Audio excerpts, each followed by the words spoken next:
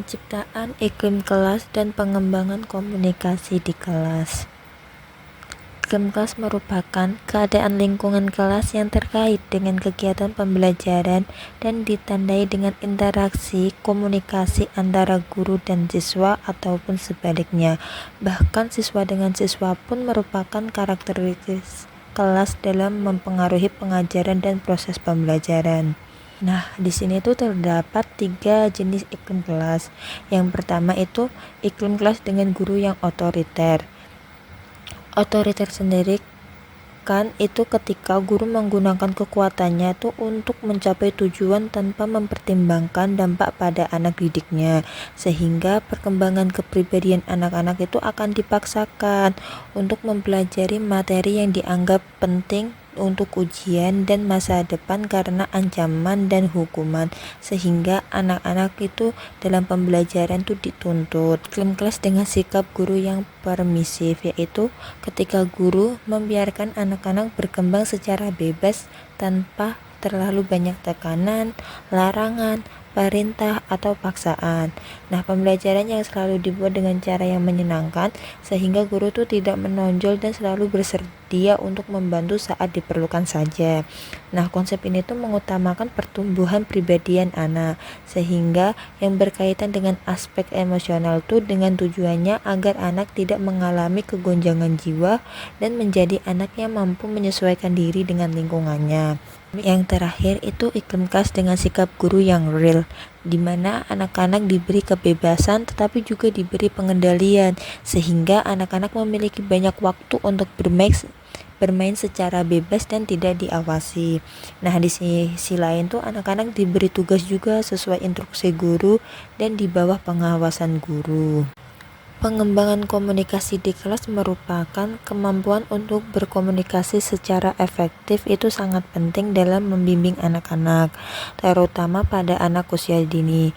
Nah, di sini peran orang tua dan guru tuh harus memberikan pendidikan yang mereka inginkan kepada anak-anak melalui komunikasi yang efektif, sehingga sangat penting untuk mencegah kesalahpahaman antara orang tua, guru dengan anak-anak karena komunikasi yang tidak efektif atau tidak lancar sehingga terjadinya miskomunikasi.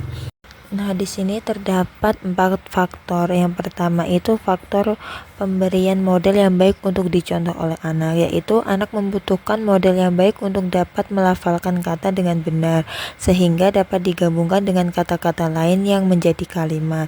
Nah, model ini tuh berasal dari orang lain seperti orang tua, saudara, dan lingkungan.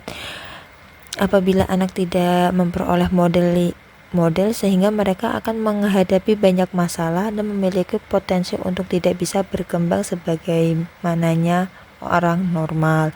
Yang kedua itu kesempatan berlatih.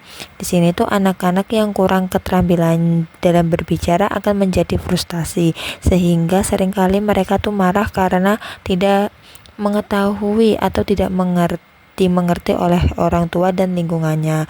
Nah, jika hal ini tuh terjadi, anak-anak akan kehilangan motivasi untuk belajar berbicara yang dapat menyebabkan anak-anak menjadi lebih lambat berbicara.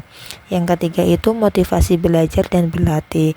Pemberian motivasi dan melatih anak untuk berbicara itu sangat penting untuk memenuhi kebutuhan dan memaksimalkan potensinya, sehingga orang tua itu harus selalu berusaha mendorong anak-anak mereka untuk berbicara dengan jelas, tidak terganggu dan terarah. Yang terakhir itu bimbingan. Nah, di sini tuh anak-anak memerlukan bimbingan yang maksimal untuk meningkatkan potensi mereka, sehingga orang tua tuh harus memberikan contoh kepada anak mereka dan membuat rencana yang mudah diikuti atau contoh-contoh yang mudah diikuti. Nah, selain itu tuh orang tua juga harus selalu siap memberikan kritik atau memperbaiki jika menemukan anak mereka tuh berbicara yang salah atau jadal gitu, sehingga tidak menjadi terbiasa. Selanjutnya itu untuk memastikan bahwa anak tidak mengalami kesulitan saat berbicara dengan orang lain, bimbingan tuh diberikan secara konsisten dan terus-menerus.